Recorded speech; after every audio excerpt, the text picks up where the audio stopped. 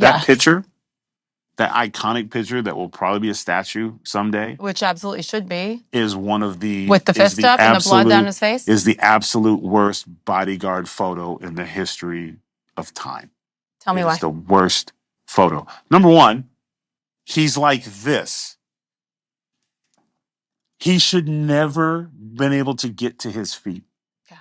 He should have never been able to say, "Hey guys, I want to put my shoes on." Yeah. Let me get my shoes. Sir, Yeah. sir, Yeah. we'll get your shoes as I'm throwing him in the car. The problem was he was too big and strong for the people protecting him. And this hug right here, all his major arteries were and organs were Completely still available. exposed. Yeah. So it looked like Greg Gutfeld protecting me with his like hugging my leg. Coming You know up what I'm to your saying? hip. Like Yeah. it's like, yeah, the thigh is safe, but Yeah. that should never happen.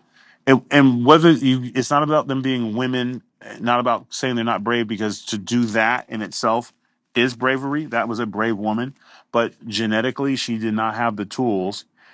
And if it was a small man, it'd be the same thing.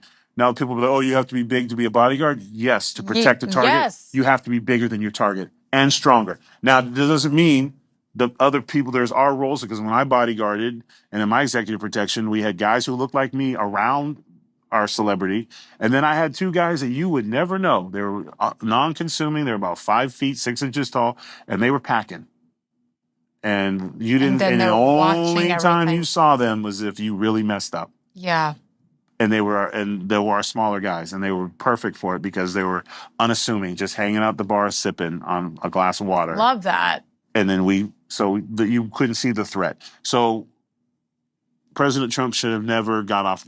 As soon as he went down off the stage, push through, shove him in, and the other guards don't need. All you need is the driver in and one on the other side. Go, turn, and face It took the thing. minutes for them to get him into the car. Also, the other thing is when you don't know, and people always talk about, "Oh, if I was there, I would have done that."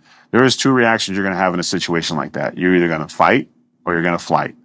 And two of those bodyguards wanted to flight. They wanted to run, and they couldn't put they completely, because you don't, and that's not a judgment on them.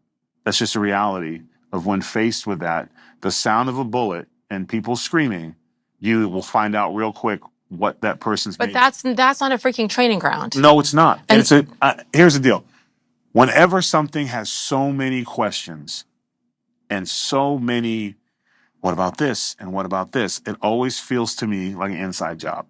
Yep. So instead of making those accusations, I keep saying, everybody just shut up and keep watching, because it's not going to come from the government. It's going to come from the American citizens that were there who keep finding the videos. And I think as we're talking, there's body cam video coming out, and there's other people with other sides, and there's still victims that were shot that no one's even talked to yet. Yeah. So, and which is, and then of course, the man who gave his life and his family. Why are we not talking about them? Why are we not seeing, like, so it just, if we just sit back and let it play out, I think we already know what the answer is. Anybody, but sometimes the best thing to do, instead of making, because everyone wants to make accusations and project, the evidence is playing itself out.